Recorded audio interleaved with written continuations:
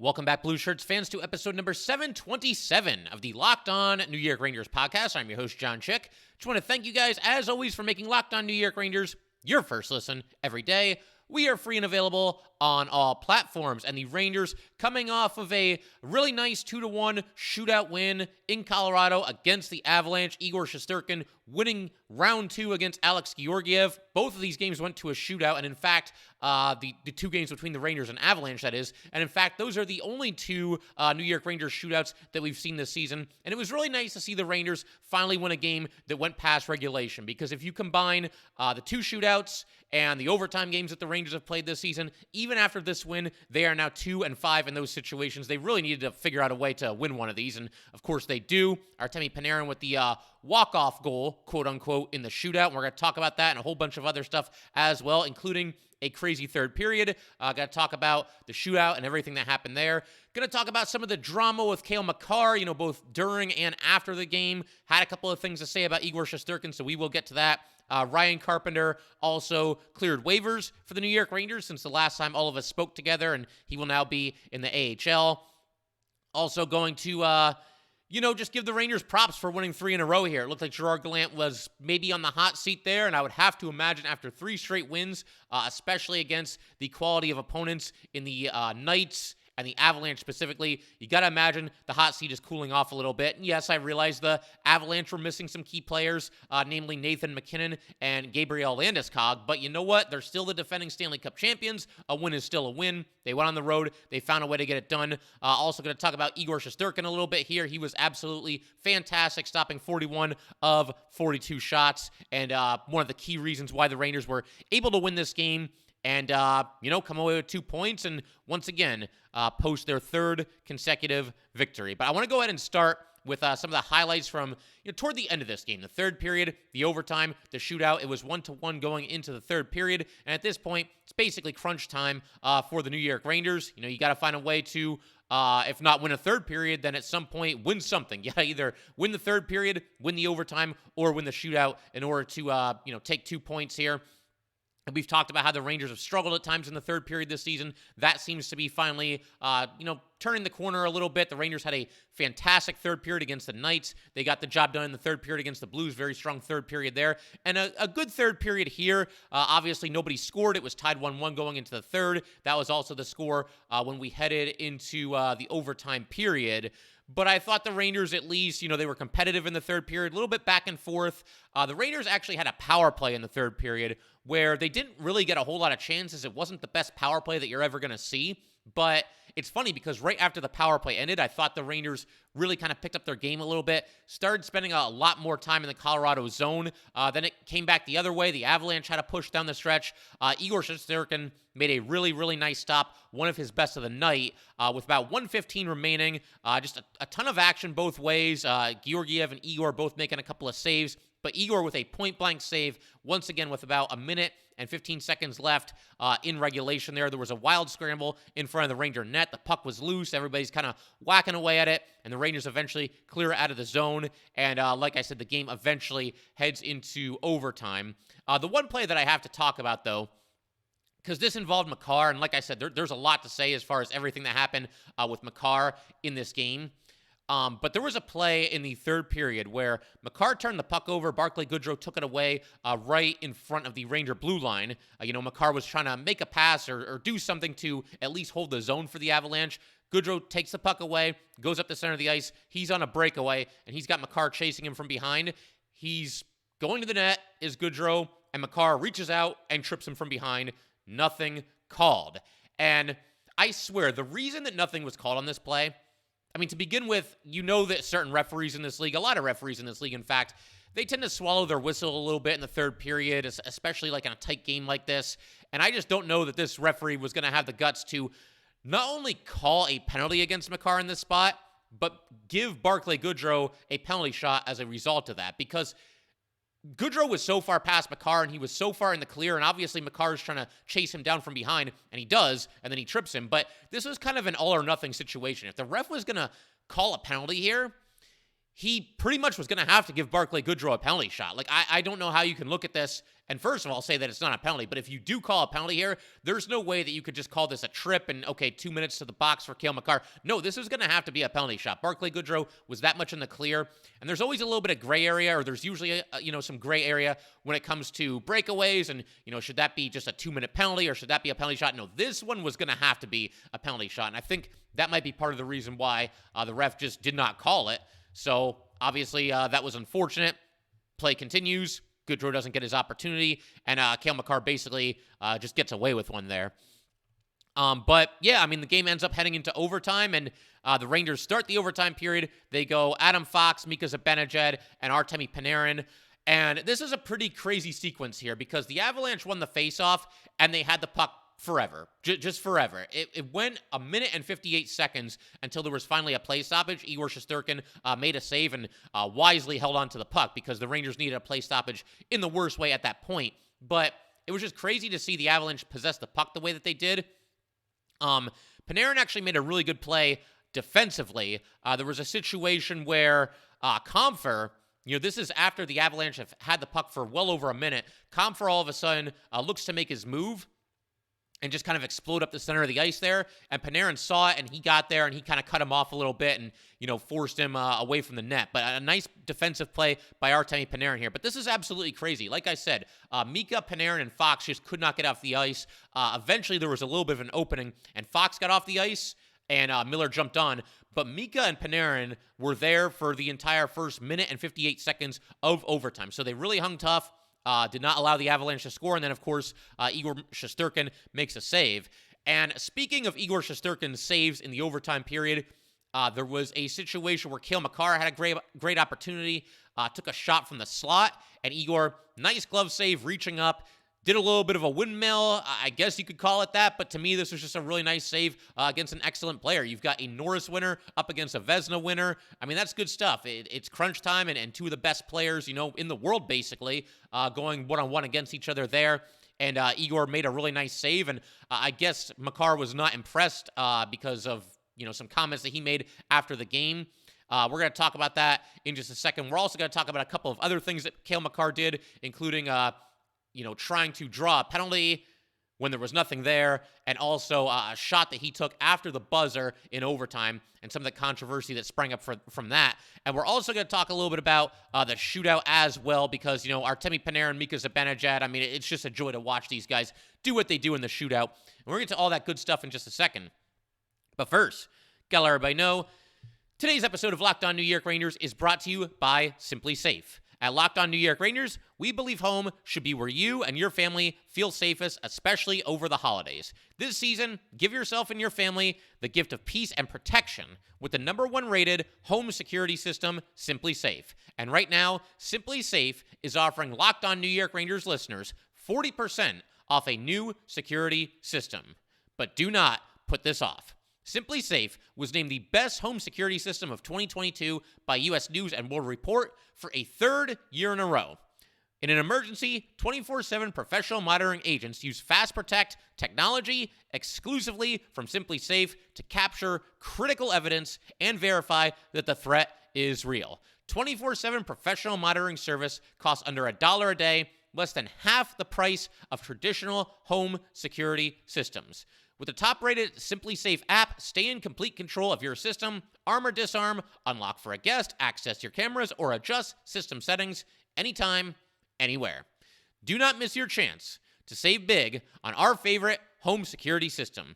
Get 40% off any new system at simplisafe.com/LockedOnNHL today. That's simplisafe.com/LockedOnNHL. There is no safe like SimpliSafe. All right, I want to keep rolling here and breaking down all the details from this game. Like I said, we're going to get to some of the Cale Makar drama in just a second because there was no shortage of it, like I said, either during or after this game. But I do want to kind of take you guys through the shootout and just kind of relive that moment together here. So you got Vincent Trocheck going first for the Rangers, and there's always some conjecture like who should be the Rangers' third shootout, person? designated third shootout guy, if you will. I don't know if there's really a name for it, but every shootout that the Rangers go to, I mean, Panarin's going to take a shot, Mika's going to take a shot. We've seen Kakko, we've seen Lafreniere, we've seen Adam Fox, we've seen Chris Kreider mix in there every now and then.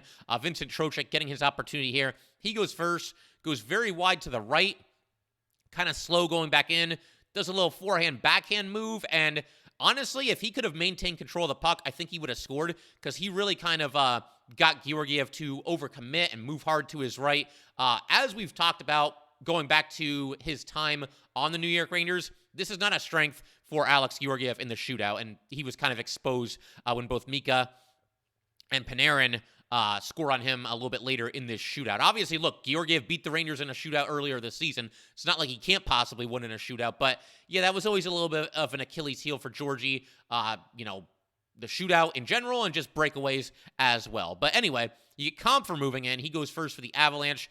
He goes wide to the right, couple of moves on the doorstep. Igor stays with him, basically just gloved the puck down, squared it up, had him the whole way, it would certainly seem. There was never a moment where you're watching this develop and you think like Compher is going to score on this. So obviously, nice job by Igor there. And listen, it's another good time to bring up the fact that, yes, there was no Nathan MacKinnon. Yes, there was no Gabriel Landeskog. I'm sure we probably would have seen these guys in this situation, but again, injuries are part of sports, and there's going to be people who say, well, that win didn't really count because the Avalanche didn't have their guys. There's even going to be some Ranger fans who might still be skeptical about what we're seeing from this team lately, and they try to downplay this win. You know what? Again, injuries are part of sports. It can happen to anybody. The Rangers have actually been pretty fortunate when it comes to injuries this season. Philip Hedl's had to miss some time. I think Lindgren missed like a game or two, and Trouba's been playing through some injuries. Besides that, I mean, there really hasn't been a whole lot, and knock on wood, obviously, and, the Rangers' top stars have been fine, and they've been out there every single night. But, again, I'm not going to feel any less awesome about this win, which turned out to be a very hard-fought, very impressive win, find a way kind of a win for the New York Rangers, just because the Avalanche were missing some guys. I mean, again, I don't wish injury on anybody, but injuries are part of sports. So, anyway, Mika Zibanejad in the top of the second here, so to speak. He goes to the left, back in toward the net, just snaps a quick shot and scores. There wasn't really a whole lot to it. He kind of faked like he might go to the backhand, went to the forehand, and just snapped a shot, scored, gave the Rangers the lead. Then you've got Rantanen going for the Avalanche. He makes a couple of moves, but Igor's in really good position, just like he was against Compher, knocks down the shot with his glove, and keeps the Rangers up 1-0. And then Panarin has a chance to win it in the third round of the shootout, and that's exactly what he does. He goes in wide to the left, back in. It's one of those things, if you didn't see it, just go see it, because the amount of moves he made on the doorstep was just ridiculous. He eventually pulls it to his backhand, roofs it. Georgie didn't look like he had a chance on this one. I mean, and he's not alone there. Panarin has made a lot of good goalies look pretty human on some of these shootout attempts that he's had over the years. But just really nice to see the Rangers win this game. The team was really excited after it ended. And again, we said the same thing against Vegas. We even said the same thing against the Blues when they had that really good third period. You just hope that this team is starting to turn the corner, because it's not like the Rangers dominated this game. You could make the case, and a pretty compelling case, that they were probably at least a little bit outplayed in this game for the most part. The Avalanche outshot them 42-29. This would certainly qualify as a stolen win for Igor Shesterkin, but that's okay. You know what? Hey, Igor Shesterkin, according to the voters last year, best goalie in the world. He wins the Vezina. It's okay to benefit from strong play from your goalie now and then. It's just a situation where you don't want this to happen night in and night out. We've talked about this in the past.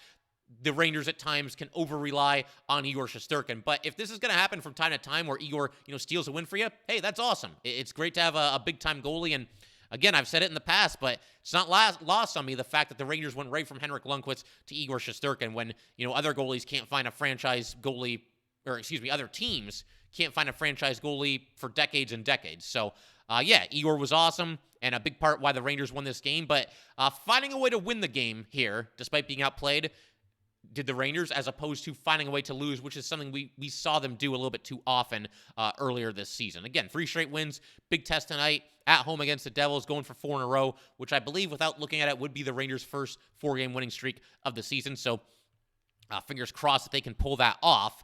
I want to also go ahead. I want to talk a little bit about the Rangers' start to this game, because I don't think it was ideal, the first period. It's not like it was just awful hockey, but it wasn't good enough? And I'm going to talk about that in a little bit more detail in just a second here. But first, I just want to let everybody know today's episode of Locked On New York Rangers is brought to you by our good friends at BetOnline.net.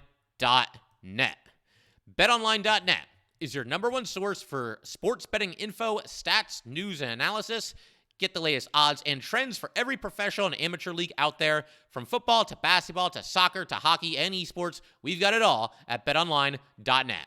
And if you love sports podcasts, you can find those at BetOnline as well. We're always the fastest and easiest way to get your betting fix. Head to the website today or use your mobile device to learn more.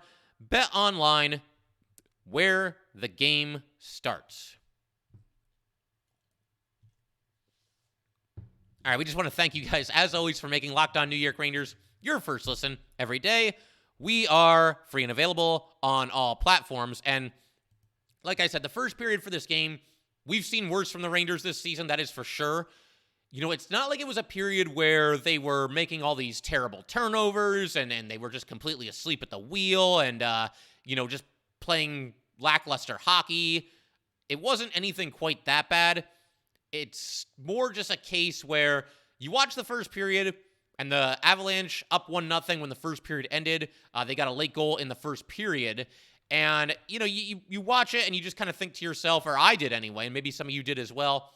It's just kind of like, that's not going to be good enough. If the Rangers play 2 more periods like the period they just played, they're not going to win this game. And yes, the Avalanche were down some of their key players, of course, but again, still a defending Stanley Cup champions. That's just not going to cut it. The Rangers in the first period, not a good enough forecheck, not, spending enough time in the attacking zone in general, back on their heels a little bit too much, just didn't really find that fifth gear.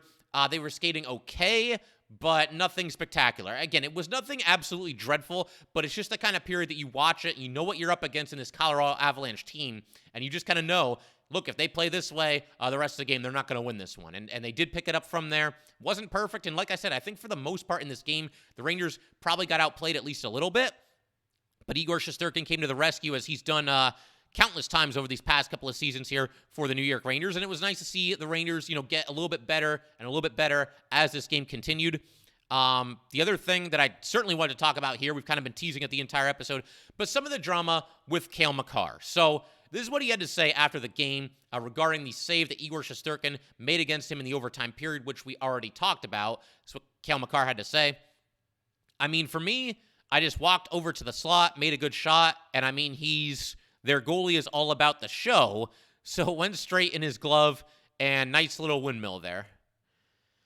So I know a lot of Ranger fans got upset about this. It doesn't really bother me that much. I mean, talk is cheap, first of all. I mean, people can say whatever they want to say. The bottom line is that the Rangers won this game and the Avalanche lost this game. And that's kind of the point that I want to make here is the only issue I have with it for Cale Makar, it's like, hey, man, take your loss like an adult. You got beat. Your team, you got a great team, defending Stanley Cup champs. Nobody can ever take that away.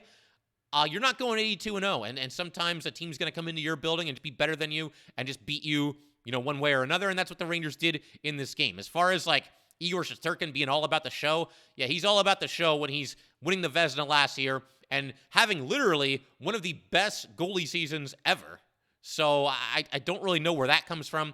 And, was anybody on the Rangers, when the Avalanche beat the Rangers earlier this season, and Alex Georgiev played exceptionally well in that game, won the game in the shootout, did anybody on the Rangers, try to, look at a save that Georgiev made in that game and say, oh, well, that save wasn't really that impressive, or he was kind of over dramatic on that save, nice little windmill, anything along those lines? Did any Rangers make any excuses like that?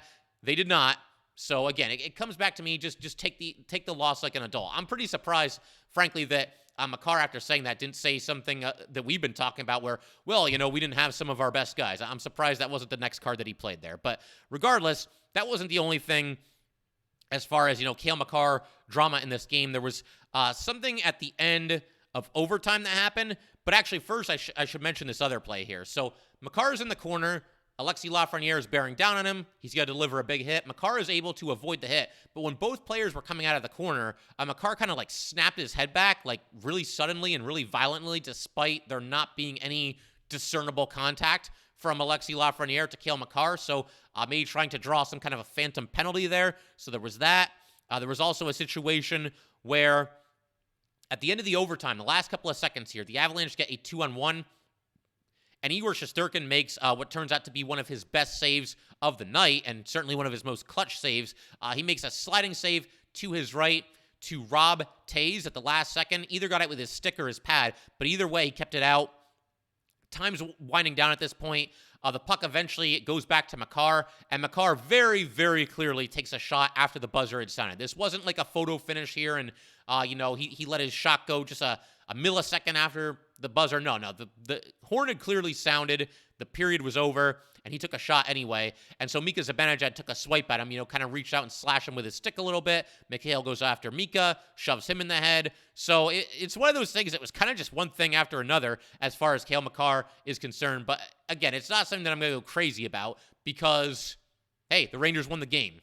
And that's he who laughs last, whatever that is. He who laughs last, laughs best. And that was the situation with the Rangers here. So, Makar can make the excuses after the game and all that stuff. But the Rangers got the win here. A very nice win for this New York Ranger team. Very gratifying win as well. Also wanted to talk a little bit about a transaction that happened from the last time that we all talked to each other, the last episode of Locked On New York Rangers. I was away for the weekend, which is the reason for this episode dropping a little bit later than it typically would. But Ryan Carpenter cleared waivers. The Rangers placed him on waivers. They like the play they've been getting from Jonny Brodzinski, and he now goes to the Hartford Wolfpack, does Ryan Carpenter. The other thing that kind of got everybody's attention is that on the same day that Carpenter was placed on waivers, Kevin Rooney was also placed on waivers by the Calgary Flames. And I know some Ranger fans thought, hey, maybe some kind of a reunion here. Maybe the Rangers put in a claim. I didn't really think it would happen. You might look at Kevin Rooney's salary and think, oh, just $1.3 million, what's the big deal? A couple of things, though. The Rangers, I can't see them making a claim of somebody like Kevin Rooney just to, then possibly be in a situation where at the trade deadline, you don't have quite enough money to land a big-time impact player that you really want to land.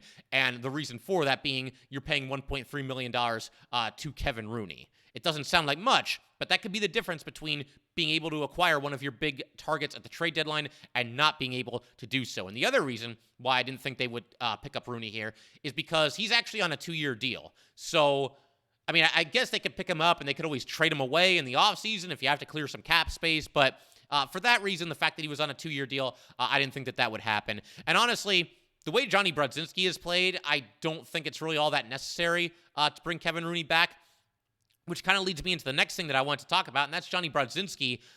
He obviously has taken Carpenter's place on this roster, and the fourth line for the Rangers looks better than I would say it looks probably all season. And that line right now is Brodzinski centering Blais and Gauthier. And they had another pretty solid night for themselves against the Avalanche here. They just seem to have a way of, spending time in the offensive zone. They play physical. Gauthier's played a little bit more physical this season than I think we're used to seeing from him.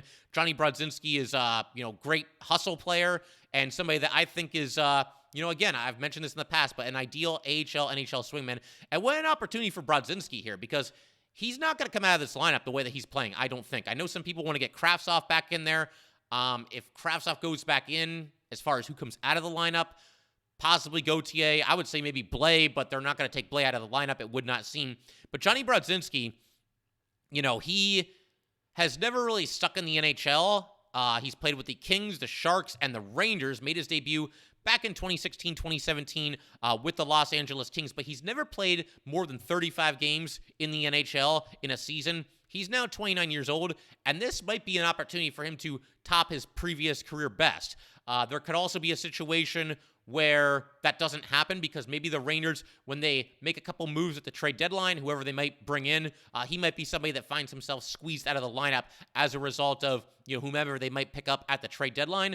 We will see. There's a lot of different ways this could play out. But as things currently stand, I think Jonny Brodzinski has a pretty good grip on a roster spot and a night in the lineup every single night. Now, I might say that, and maybe he comes out of the lineup to make room for Vitaly Kravtsov tonight against the Devils. You never know for sure. But given the fact that the Rangers are on a 3-game winning streak, I would imagine they will stick with the same lineup when they play the Devils a little bit later here tonight. But it is kind of an interesting situation. And look, Brodzinski, 29 years old. I know the Rangers have Will Cooley with the Hartford Wolfpack. Lauri Pahuniemi has played well there also. So there might be some Ranger fans that want them to aim a little bit higher than, a 29-year-old who's, again, an NHL, AHL swingman. But be that as it may, still a cool opportunity for him. And I do think he's played well thus far for the Rangers in limited action since he's been called up from the Hartford Wolfpack. Also, just want to mention a couple of things before we call it a day here. Is Rangers now 3-0 since Jacob Trouba threw his helmet against the Chicago Blackhawks. And I know when he did that, it kind of split the fan base a little bit. I mean, there's certain fans that no matter what Trouba does, they're not going to be happy with him. And look, his play at times this season has left something to be desired, although I would say that both he and K'Andre Miller have been a little bit better recently. But look, I mean, they had already done the players-only meeting. They had already had Gerard Gallant call out the team once or twice.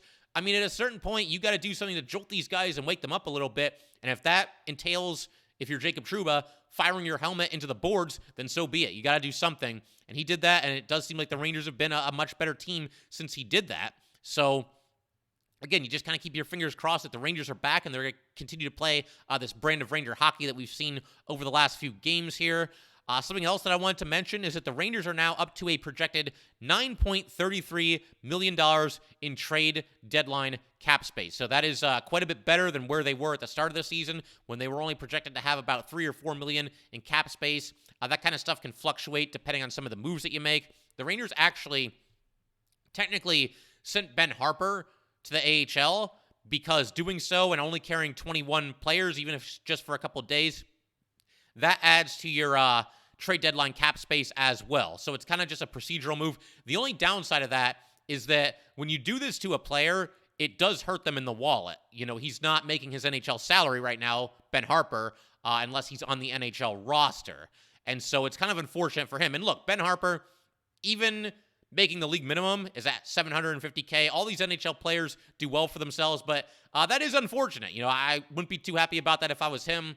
And I mean, he's not making Artemi Panarin money. He's not making Adam Fox money. So it does kind of hurt him in the wallet a little bit, which is unfortunate. But I suppose if you're Chris Drury or really any of the other GMs around the league, you got to do what you got to do in spaces like this. And the Rangers want as much trade deadline flexibility as they can possibly get for themselves. And they've done a nice job clearing some space there.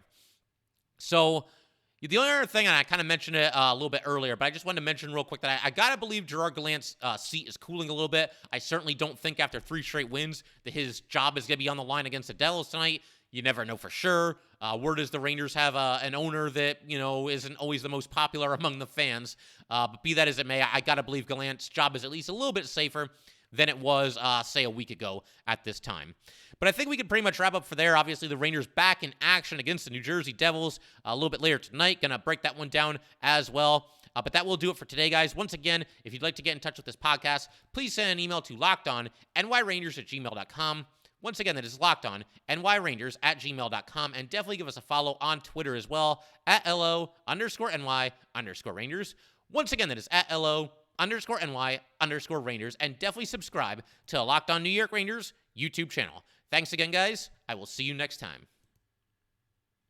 Thanks for making Locked On New York Rangers your first listen every day. For your next listen, check out the Locked On Sports Today podcast. The biggest stories of the day, plus instant reactions, big game recaps, and the take of the day.